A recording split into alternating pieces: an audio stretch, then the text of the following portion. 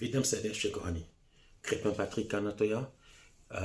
Mam możliwość w tym momencie wracać do pisania i do nagrywania krótkie takie nagrania dotyczące artykuły, które piszę jako newslettery, przepraszam. Jestem Bogu wdzięczny za możliwość, jaką mam, żeby do tego wrócić, bo była taka bardzo długa przerwa i choćby to tłumaczyłem w artykule z lutego tego roku, chciałbym bardzo i to bardzo Wam podziękować za to, że jesteście i że mogę po prostu to kontynuować. Kochani, Bóg dał mi słowo, które połączy tak naprawdę pojęcie miłości z dawaniem. I to jest coś, czym się zajmuję nie tylko w dzieleniu, ale w doświadczeniu od bardzo długiego czasu. I codziennie, gdy wracam do tematu, to zawsze są rzeczy nowe i głębokie, które po prostu mnie poruszają. Więc mam nadzieję, że to, co dzisiaj będę tutaj mówił, będzie miało tak naprawdę taki sam efekt u każdego z Was. Pozwólcie, bym się pomodlił. Jestem Ci bardzo wdzięczny, Ojcze, za ten moment i za ten czas. I proszę Cię, Ojcze, weź kontrolę nad tym wszystkim, co będzie tu się działo. Mów, Panie, przemawiaj do mnie, do mojego brata, do mojej siostry. Pozwól nam, Ojcze, w tym krótkim czasie tak naprawdę dzielić się tym, co po prostu masz dla nas. Mów do mojego serca. Pozwól mi bardzo, Ojcze, być przemieniony, dotknięty, absolutnie poruszony tym, co będziesz mówił i rób to samo dla każdego, który będzie słuchał. Chwała Tobie, Pan. Działaj, Ojcze, według Twojej woli. W imieniu Jezusa Chrystusa. Amen. A więc, kochani, chodźcie ze mną do Ewangelii Mateusza, rozdział 13 i werset 44. Biblia mówi coś wspaniałego. Biblia mówi coś takiego. Ponownie Królestwo Niebieskie jest podobne do skarbu ukrytego w polu, który człowiek znalazł i ukrył. Uradowany nim, podszedł, sprzedał wszystko, co miał i kupił to pole. Bardzo lubię tę historię. Kiedyś tam w przeszłości myślałem, że tutaj to chodzi tylko jedynie o historię człowieka, który znajduje skarb w Bożym Słowie. Chociaż można to tak naprawdę dostosować mniej więcej do takiej interpretacji, to Bóg od pewnego czasu, od roku czasu dosłownie tak naprawdę mi objawił coś zupełnie innego. Że tak naprawdę to nie chodzi tylko o człowieku, ale chodzi przede wszystkim o Bogu, który na polu po prostu tego świata znajduje skarby. I te skarby, tak naprawdę, żeby je zdobywać, musiał tak sprzedać to, co miał najcenniejsze. Popatrzcie, o co tutaj chodzi. Świat jest to pole, o którym tu mówi Jezus. Dlaczego? Choć w tym momencie widzimy, że człowiek chodzi do polu, który nie należy tak naprawdę do niego. Czy świat nie należy do Boga? Można zadać sobie takie pytanie. Można na to odpowiedzieć na tak i nie. Przede wszystkim świat należy do Boga, dlatego że jest to stworzone przez Niego. Po prostu. Bóg stworzył świat, Bóg stworzył ziemię. Ale Bóg oddawał autorytet po prostu człowiekowi. Jak to mówić poprawnie po polsku? Bóg oddał człowiekowi autorytet nad ziemią i dał mu możliwość po prostu dominować nad wszystkim, co po prostu on stworzył. Jeżeli przeczytacie pierwszy i drugi rozdział Księgi Rodzaju, to zrozumiecie, co Bóg po prostu wtedy mówi. W momencie, kiedy stworzył Adama, to po prostu poddawał Adamowi władzę nad ziemią. Innymi słowy, ziemia należała do Adama. Mimo tego, że to była kreacja, to było stworzenie Boga, które reflektowało tak naprawdę Boga, bo Bóg zawsze jest reflektowany przez cokolwiek, co On tworzy. Tak samo jak artysta, który maluje obraz, tak naprawdę zostawia w tym obrazie kawałek siebie i każdy, kto poznaje obraz, może absolutnie odkrywać również część artysty, które wymalowały ten obraz. To tak samo każdy, kto poznaje, bada świat, rozpoznaje jednocześnie pewne charaktery Boże, dlatego że to Bóg stworzył ten świat. Ale z drugiej strony Bóg podał po prostu panowanie świata człowiekowi. I to się stało. Człowiek przez po prostu własną głupotę, własną absolutnie nie pamiętam tego słowa po polsku, ale przez to, że został oszukiwany po prostu przez diabła, poddał absolutnie światu diabłu. Dlatego, że Biblia mówi nam, że temukolwiek po prostu, któremu poddaje się po posłuszeństwie, on staje się twoim Panem. I to jest sprawa. Jeżeli teraz ktoś zaczyna nam okłamywać po prostu w czymś, a my wierzymy po prostu w to kłamstwo, to przez to, ta wiara w to kłamstwo, to stajemy się ofiarami po prostu tej osoby, która w tym momencie, w tym kontekście i w tym aspekcie jest naszym Panem. Więc Biblia mówi o tym w bardzo wyraźny sposób, że ktokolwiek się poddaje komukolwiek po prostu w wierze, dlatego że wierzy tej osobie, żeby to było prawdę, żeby to było kłamstwo, staje się absolutnie niewolnikiem tego człowieka. Więc w momencie, kiedy Adam i Ewa po prostu uwierzyli diabłu, kiedy diabeł okłamał im, mówiąc im o tym, że Bóg tak naprawdę nie chce ich dobra, tylko chce odkryć przyjemność poznawania dobra i zła, i oni po prostu uwierzyli mu bardziej niż uwierzyli Bogu, którzy powiedzieli, że jeżeli oni zjedzą z zakazanego po prostu owocu, to umrą, to będą oddzieleni od Boga, to wiedząc po prostu diabłu, oddawali mu jednocześnie Pana autorytet i władzę nad tą ziemią. Wiecie co, diabeł po prostu, wiecie kiedy diabeł się przyznaje do tego? Chodźcie ze mną do Ewangelii Łukasza, rozdział 4. Ewangelia Łukasza, rozdział 4, przeczytamy werset 5 i werset 6, przepraszam. Wtedy, to jest, żeby to mówić szybko w kontekście, to jest moment, kiedy diabeł kusi Jezusa Chrystusa. Wtedy wyprowadził go diabeł na wysoką górę i pokazał mu w jednej chwili wszystkie królestwa świata. Werset 6. I powiedział do niego diabeł: dam ci całą tę potęgę i chwałę, bo zostały mi przekazane i daję je komu chcę.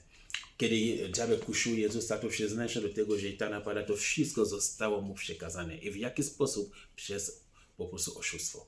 Oszukał Adama i Ewę, które po prostu niewinnie oddali mu po prostu władzę nad tę ziemię. I to dlatego, kiedy Jezus mówi o człowieku, który chodzi do polu, który nie należy do niego, to mówi tutaj, że Bóg przychodzi tak naprawdę do świata, w którym panuje tak naprawdę ciemność, panuje diabeł, panuje po prostu jego zasady, jego system. Ale on tam chodzi nieprzypadkowo, bo moglibyśmy zadać sobie pytanie, co on tam naprawdę robi, czy on tam się znalazł po prostu przypadkowo tam, bo jeżeli ten człowiek, który idzie do tego polu, jest Bogiem, to nie ma tam naprawdę przypadków w Bogu. Bóg nie robi rzeczy po prostu przypadkowo. Bóg jest wszechwiedzący.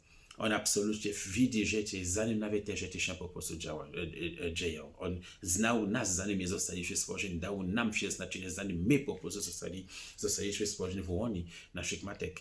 On to mówił Jeremiaszowi. W pierwszym rozdziale Księgi Jeremiasza on mówi, że zanim po prostu został stworzony w łonie twojej matki, ja cię znałem, ja cię wybrałem, ja cię przeznaczyłem do tego, żeby stał się prorokiem dla narodów. Każdy z nas jest wyjątkowy dla Boga, dlatego że nikt, który jest żywy dzisiaj, nie został stworzony bez żadnego celu. Bóg cię znał, zanim ty zostałeś stworzony. To dlatego tak naprawdę nie ma w nim żadnego przypadku. Nie sądzę, że szedł po prostu na spacer i nagle zauważył po prostu pole i tam poszedł. Nie. Myślę, że Bóg tak naprawdę w jego doskonałości i w jego wiedzy szedł do pola tak naprawdę, żeby znaleźć tam jakieś skarby. Popatrzcie. Jeżeli to Bóg zatem, który idzie do pola i idzie tam i po prostu, to on idzie po to, żeby szukać czegoś, co mógłby tak naprawdę znaleźć dla siebie. I to są te skarby, o którym tutaj mówimy. A co to jest tak naprawdę? Chodźcie ze mną do drugiej księgi Kronik, rozdział 16 i werset 7. Tutaj widzimy mniej więcej historię króla Judy, który się nazywał Asa. Król Judy Asa miał kiedyś po prostu taką potężną po prostu groźbę przez armię Etiopianów i jakieś tam inne królestwo. Oni przyszli tam naprawdę, żeby dominować nad Izraelem, atakować ich, i Asa zwrócił się do Boga. Bóg go uwolnił od tych osób. Ale w momencie, kiedy król Izraela, jego przeciwnik, przyszedł atakować go, zamiast się odwrócić do Boga ponownie, żeby szukać po prostu rady, to Asa przyszedł do króla Arama, który był królestwo niedaleko Izraela, po to, by prosić o pomoc, i Bogu to bardzo się nie spodobało. Bóg zatem przesłał jednego proroka, żeby mówić te słowa, które będę czytał teraz do Asa. To jest druga księga Kronik, rozdział 16 i przeczytamy werset 9. Oczy Pana przebiegają bowiem całą ziemię, aby pokazywał on swoją moc dla tych, których serce jest doskonałe wobec niego. Głupio postąpiłeś, z tego powodu odtąd będziesz miał wojnę. Popatrzcie, jest tutaj napisane wyraźnie, że oczy Pana przebiegają przez cały świat po to, żeby znalazł ludzi, którzy mają serce zwrócone po prostu do Niego. To jest niesamowite. Gdy Bóg przychodzi do świata, to On szuka skarbów i każdy człowiek, który ma serce zwrócone do Niego, każdy człowiek, który ma serce wrażliwe na Niego, każdy człowiek, który po prostu jest zainteresowany osobą Boga i który szuka ta naprawdę relacji z Nim, jest skarbem na Niego. Żeby to było jasne, Biblia nie mówi nam, że Bóg szuka doskonałych ludzi, którzy wszystko potrafią robić absolutnie perfekcyjnie, po to, żeby być Jego skarbem. Nie. Bóg po prostu szuka tych, którzy nawet w swoich błędach, nawet w swoim zagubieniu pragną Boga, szukają Go, absolutnie krzyczą ze głębi serca po prostu do tego Boga, po to, żeby On mógł nie tylko ich ratować, a jednocześnie, żeby mógł ich przemienić. To są skarby Boże. Jesteś skarbem Bożym, jeżeli w twoim sercu jest takie pragnienie. Każdy z nas jest. Popatrzcie zatem, co Jezus mówi. Ten Pan znalazł ten skarb i ukrył go, zanim wrócił do domu. Ten akt ukrycia jest bardzo istotny tutaj dla mnie. To oznacza, że Bóg, kiedy znajduje pewien taki skarb, kiedy znajduje jedną taką osobę na ziemi, która tak naprawdę pragnie Niego, On potrafi go po prostu zachować w sobie, ukryć go w takim miejscu, gdzie diabeł nie będzie miał do niego dostępu. Bo diabeł przychodzi tylko po to, żeby kraść, zabijać i utracać, mówi nam Jezus Chrystus. I diabeł jest w stanie ukradać tak naprawdę skarby Boże. Ile po prostu historii słyszymy od osób, którzy należeli do Boga i wrócili do świata. Od tych wybitnych po prostu proroków, nauczycieli, kaznodziejów, którzy mieli niesamowite słowa i nagle absolutnie znaleźli się po drugiej stronie. I nigdy nie potrafili już wrócić do tego, co mieli wcześniej. Bo diabeł absolutnie ukrada wszystko, co po prostu Bóg ma, jeżeli to nie jest dobrze ukryte. Ale wiecie co? Ten akt ukrywania tak naprawdę nie jest tylko samodzielnym aktem Bożym, bo ci ludzie, którzy Bóg po prostu tam ukrywa, są wolni, oni muszą chcieć być ukrywani absolutnie w Nim. I to akt ukrywania jest tylko tak naprawdę ukrywanie się w Słowie Bożym, ukrywanie się w Jego po prostu obietnicy. Kiedy ty decydujesz wierzyć Bogu bardziej niż rzeczywistości dookoła, to kryjesz się absolutnie w Jego Słowie, kryjesz się w Nim. W momencie, kiedy Bóg potrafi złapać naszą uwagę, my, ci ludzie, którzy stanowią po prostu skarbem dla Niego, i że potrafi dać nam słowo, coś, co potrafi złapać naszą uwagę na tyle, żeby cała nasza nadzieja absolutnie jest w tym skupiona, to wtedy kryje nas Bóg absolutnie w miejscu, gdzie diabeł nie może mieć dostępu. Bo jeżeli jest jedna rzecz, co tak naprawdę przeraża diabła tak naprawdę w twoim życiu, to Słowo Boże, w którym ty wierzysz. Bo diabeł nie ma mocy mocniejszej absolutnie od Słowa. On nie ma wpływu na Słowo. Słowo to Bóg. I diabeł nie może stanąć po prostu, by walczyć przeciwko Bogu. Ja w to nie wierzę. Bo On został stworzony. Kto tak naprawdę może powiedzieć, że jest mocniejszy od swojego po prostu Stworzyciela? Bóg nie stworzył diabła, Bóg stworzył Lucyfera, ale Lucyfer stał się diabłem przez nieposłuszeństwo. Ale i tak naprawdę Lucyfer został stworzony przez Boga. Więc nie może stanąć dzisiaj powiedzieć, że chce walczyć z Nim. Tak naprawdę Słowo Boże jest jedyną bronią, przeciwko której diabeł nie ma mocy w tobie. Naprawdę. Więc w momencie, kiedy kryjesz się absolutnie w Słowie Bożym, to kryjesz się po prostu w Bogu, a tam zakryty diabeł nie może cię dotknąć. I to w taki sposób Bóg tak naprawdę zakrywa swój skarb tylko po to. Bo tutaj to chodzi o historię zbawienia, którą Jezus tłumaczy. On tłumaczy zatem, że ten człowiek, potem jak ukrył ten skarb, co zrobił? Wrócił do domu, sprzedał wszystko, co miał, po to tylko, żeby zdobywać po prostu to pole. To niesamowite.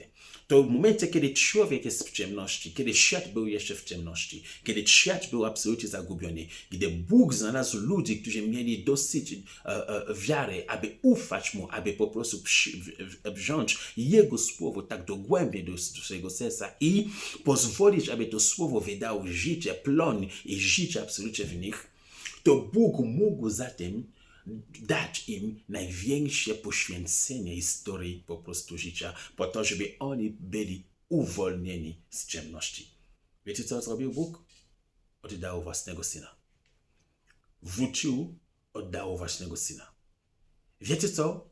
Jak można płacić za grzech? Paweł nam to tłumaczy bardzo dobrze w list do Rzymian, rozdział 6 i werset 23. Paweł mówi coś podobnego. On mówi tak, że zapłata za grzech to śmierć. A więc po to, żeby tak naprawdę Bóg mógł odpłacić grzech każdego z tych skarbów, którzy pragną Go, którzy szukają Go, którzy ufają Go, to śmierć musiała nastąpić. A zgadnijcie, kogo Bóg wysłał na śmierć? Własnego Syna. Bóg wysłał własnego Syna po to, żeby tamten, wylewając po prostu swoją krew, mógł zapłacić za wszystkie błędy, które zrobili tych ludzi, po to, żeby oni przez wiarę w Boga mogli absolutnie być wyciągani z mocy ciemności do świata, po prostu światłości Bożej.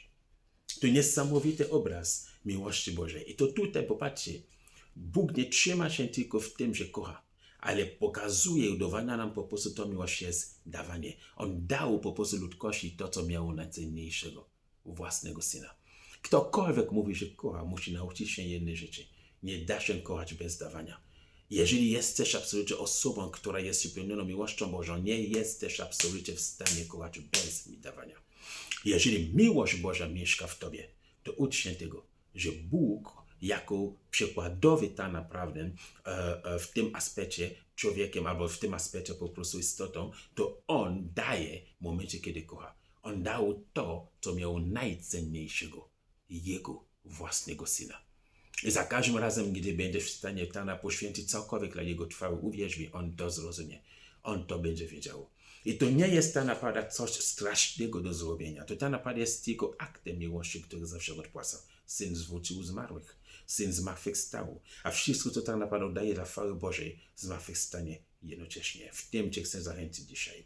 Że kochać oznacza tak naprawdę dać. I że nie ma miłości bez dawania. Zostań błogosławiony w imieniu Jezusa Chrystusa. Dziękuję.